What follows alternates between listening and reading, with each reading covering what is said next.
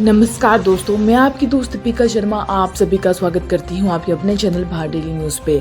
आज हम 28 नवंबर 2020 की सभी ताज़ा खबरों पर नजर डालेंगे, जिसमें हम जानेंगे हिमाचल में पुरानी सिक्योरिटी राशि पर ही मिलेंगे बिजली के कनेक्शन, उपभोक्ताओं को मिली राहत।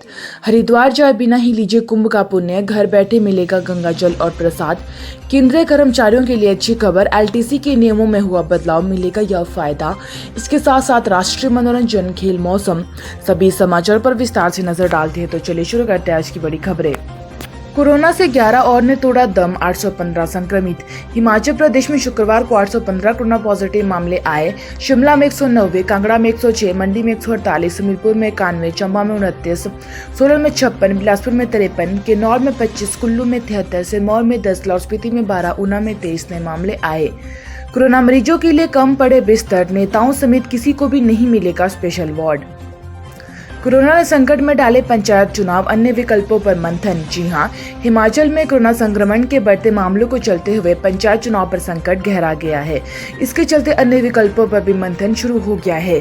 22 जनवरी 2021 से पहले चुनाव ना हुए तो सभी पंचायतें भंग कर कमेटियां बनाकर इन्हें कुछ माह के लिए वैकल्पिक जिम्मा दिया जा सकता है। पंचायती राज संस्थाओं के चुनाव 5 साल के भीतर करवाना जरूरी है। हिमाचल में पुरानी सिक्योरिटी राशि पर ही मिलेंगे बिजली के कनेक्शन, उपभोक्ताओं को मिली राहत। हिमाचल में अब बिजली के नए कनेक्शन पुरानी सिक्योरिटी राशि पर ही मिलेंगे। राज्य बिजली बोर्ड ने कई गुना बढ़ाई गई सिक्योरिटी राशि के आदेश स्थगित कर दिए हैं। एडवांस कंज्यूमर डिपॉजिट की नई दरें तय करने के लिए जल्द विद्युत नियामक आयोग को प्रस्ताव भेजेगा।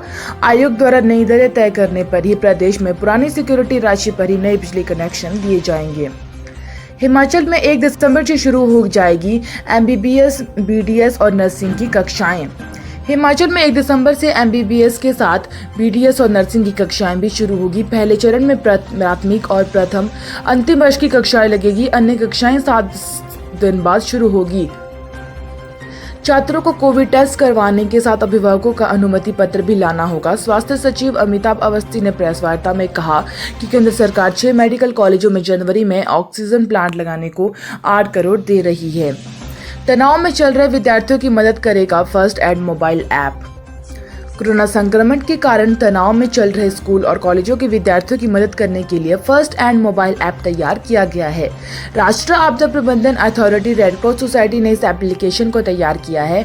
9वीं से 12वीं और कॉलेजों के विद्यार्थियों की जागरूकता को इसके तहत कई शेड्यूल तैयार किए गए हैं। उच्च शिक्षा निदेशक ने केंद्र सरकार से मिले आदेशों के बाद शिक्षकों, विद्यार्थियों और अधिकारियों से इस ऐप को डाउनलोड करने की अपील की है।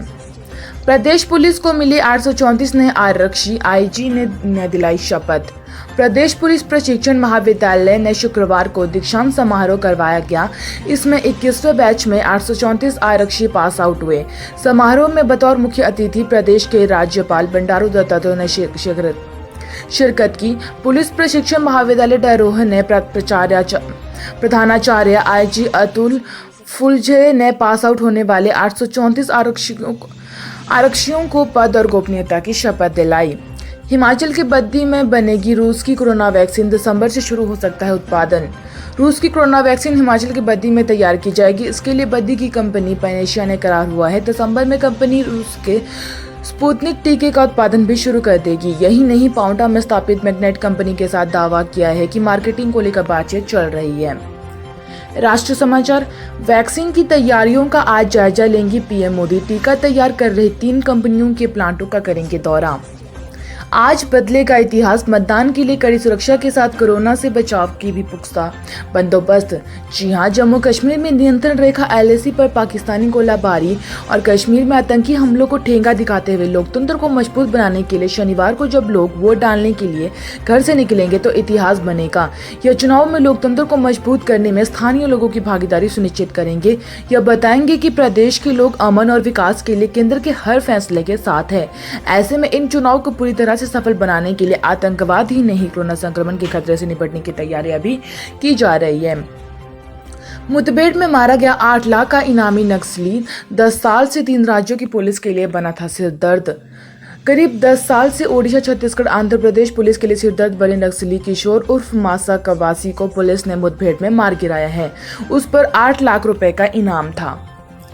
सरकार ने कैब कंपनियों पर लगाई लगाम, अधिकतम किराए की सीमा तय। एग्रीगेटर के साथ जुड़े वाहन चालकों को मिलेगा 80% हिस्सा। सरकार ने शुक्रवार को ओला और उबर जैसी कंपनियों के ऊपर मांग बढ़ने पर किराया बढ़ाने की एक सीमा लगा दी है। अब ये कंपनियां मूल किराए से 1.5 गुना से अधिक किराया नहीं वसूल सकेगी। सरकार का यह कदम अहम हो जाता है क्योंकि लोग कैब सेवाएं देने वाली कंपनियों के अधिकतम किराए पर लगाम लगाने के लंबे समय से मांग कर रहे थे। सड़क परिवहन राजमार्ग मंत्रालय ने शुक्रवार को जारी मोटर वाहन एग्रीगेटर दिशा निर्देश 2020 के अनुसार एग्रीगेटर कंपनियों को मूल किराए से 50% तक न्यूनतम किराए 1.5 गुना तक अधिकतम किराया वसूल करने की मंजूरी दी जाती है। किसानों को मिले दिल्ली में घुसने की इजाजत, नीरकाजी समागम मैदान पर करेंगे प्रदर्शन। केंद्र के 3 नए कृषि कानूनों के खिलाफ दिल्ली चलो मार्च के तहत राष्ट्रीय राजधानी की ओर से बढ़ रहे किसानों को आखिर दिल्ली में दाखिल होने की इजाजत मिल गई है। हरिद्वार जाए बिना ही लीजिए कुंभ का पुण्य, घर बैठे मिलेगा गंगा जल और प्रसाद। हरिद्वार में अगले साल होने वाले कुंभ मेले की तैयारियां जोरों पर है। हालांकि कोरोना के चलते यह आयोजन को लेकर आमजन के मन में कुछ शंकाएं भी है। इसी बीच अच्छी खबर है कि अब हरिद्वार जाए बिना ही यानी घर बैठे गंगा जल का स्नान किया जा सकता है। अब कुंभ का पुण्य हासिल किया जा सकता है। महिलाओं के लिए एक स्वयं सहायता समूह ने इसकी योजना बनाई है। श्रद्धालुओं को घर बैठे कुंभ स्नान कराने के लिए बहराबाद के समृद्धि प्रसाद ग्रोथ सेंटर से जुड़ी महिलाओं ने स्वयं सहायता समूह ने अमृत स्नान योजना बनाई है। श्रद्धालुओं को डाक और कोरियर से हर की पैड़ी स्थित ब्रह्माकुंड का जल और रुद्राक्ष और कुंभ प्रसाद की किट भेजी जाएगी और इसे उन्हें अपने घर पर ही कुंभ स्नान करवाया जाएगा। केंद्रीय कर्मचारियों के लिए अच्छी खबर, एलटीसी के नियमों में हुआ बदलाव, मिलेगा यह फायदा। केंद्रीय कर्मचारियों के लिए अच्छी खबर है, सरकार ने एलटीसी के नियमों में बदलाव कर दिया है। इस संशोधन के बाद अब इसके तहत सुविधाएं बढ़कर मिलेगी, कर्मचारियों को लाभ मिलेगा। इसमें अब बीमा की खरीद में भी शामिल किया जाएगा। वित्त मंत्रालय ने यह व्यय विभाग ने कहा कि 12 अक्टूबर 2020 से 31 मार्च 2021 के दौरान किसी बीमा योजना की खरीद पर इसके प्रीमियम की राशि एलटीसी के दायरे में ही आएगी और केंद्र सरकार ने इसमें अपने कर्मचारियों के लिए लीव ट्रैवल कंसेशन का दायरा भी बढ़ा दिया है। इसके तहत भुगतान की अदायगी के लिए कर्मचारी इंश्योरेंस बिल दिखाकर आवेदन कर सकते हैं।